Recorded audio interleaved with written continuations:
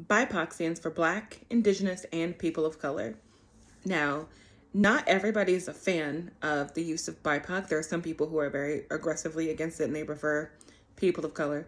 It honestly, whatever camp you fall into, it's fine. I like the term BIPOC because I recognize that the problems that Black Americans face and Indigenous Americans face are different than the problems that regular people of color face.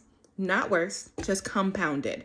Because when you think of Black American history and Indigenous American history, you're thinking about slavery, or you're thinking about attempted genocide of certain tribes. They're just point blank gone.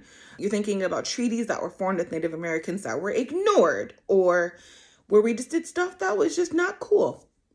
Like Mount Rushmore. That was tribal land that we were supposed to give them, but we put the faces of the presidents on it instead. America. So when you think about the problems that Black people faced, obviously slavery and then Jim Crow and then, not being able to vote until the 60s, like all the problems that Black Americans faced, or you also think of problems that Native Americans faced. We recognize that we do have to have a way to differentiate between the two or between the three. It can't just be all people of color. Also, something else is when it comes to pay disparity. There is a vast difference between the pay of someone who's Asian and the pay of someone who is Black or Native. Native Americans tend to get paid less by half compared to their white counterparts. When you think about pay opportunities, or even the way we're viewed by the media, the perception of Black Americans and Native Americans has been terrible throughout history. And a lot of it has nothing to do with what we've actually done and everything to do with what's been done to us and how we've responded. When you think of things like reparations, those are things that are owed to Black Americans and Native Americans based off of what we've been through.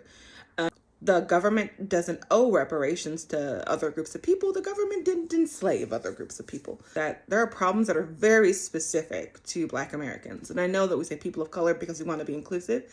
And I am all for inclusivity. I think that it is important to be able to speak with one voice.